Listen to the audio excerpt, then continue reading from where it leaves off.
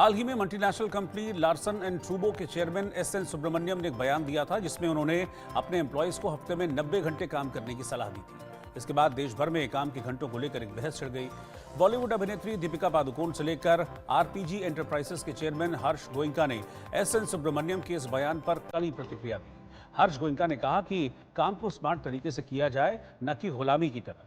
इससे पहले इन्फोसिस के चेयरमैन नारायण मूर्ति ने भी युवाओं को हफ्ते में 70 घंटे काम करने की सलाह दी थी। ऐसे में सवाल उठता है कि भारत में काम के घंटे को लेकर क्या नियम है, इसे लेकर जो लेबर लॉ है हिंदुस्तान का वो क्या कहता है। सवाल है कि भारत में कितने घंटे काम करने का नियम है। तो बता दें कि फैक्ट्रीज एक्ट 1948 में काम के घंटों को तय किया गया है। इसके मुताबिक भारत की फैक्ट्रीज और प्रोडक्शन यूनिट में एक दिन में अधिकतम 9 घंटे और हफ्ते में 48 घंटे का काम का समय सीमा तय की गई है। 9 घंटे की शिफ्ट में व्यक्ति को खाना खाने के लिए 1 घंटे का समय मिलना चाहिए। साथ ही हफ्ते में एक अवकाश देना जरूरी है। अगर कोई कर्मचारी अपने तय समय से ज्यादा काम करता है तो उसे ओवर टाइम का पैसा मिलेगा। फैक्ट्रीज एक्ट 1948 के मुताबिक अगर कोई व्यक्ति हफ्ते में 48 घंटे से ज्यादा काम करता है तो वो अतिरिक्त घंटों के लिए दोगुना भुगतान पाने का हकदार है। हालांकि ओवरटाइम के भुगतान के बाद भी हफ्ते में 60 घंटे से ज्यादा काम नहीं कराया जा सकता। इस कानून के मुताबिक फैक्ट्रियों को अधिकतम 5 घंटे काम कराने के बाद अपने एम्प्लॉय को कम से कम आधे घंटे का ब्रेक देना जरूरी है।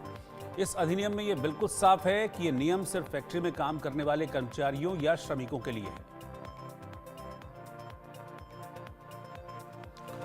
अब यह भी जानना जरूरी है कि काम के घंटों पर जो कानून है वो क्या कहता है।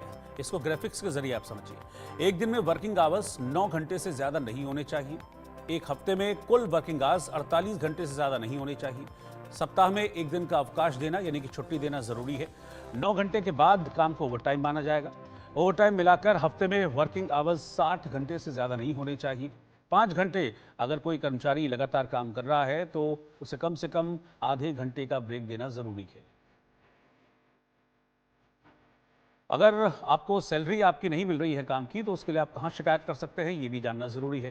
कर्मचारी लेबर कमिश्नर ऑफिस में आप इसकी शिकायत करें। अगर केंद्रीय कर्मचारी हैं तो केंद्र सरकार के रीजनल लेबर कमिश्नर ऑफिस में शिकायत कर सकते हैं। शिकायत में कंपनी मैनेजर को पार्टी नंबर 1 बनाएं और उन्हें भेजे शिकायत पत्र की फोटोकॉपी अटैच करें। 30 दिन के अंदर आपको और आपके मैनेजर को नोटिस देकर बुलाया जाएगा। इसके बाद आपकी शिकायत पर सुनवाई और कार्रवाई होगी। इस पूरी प्रक्रिया के दौरान कर्मचारी से कोई भी फीस नहीं ली जाएगी।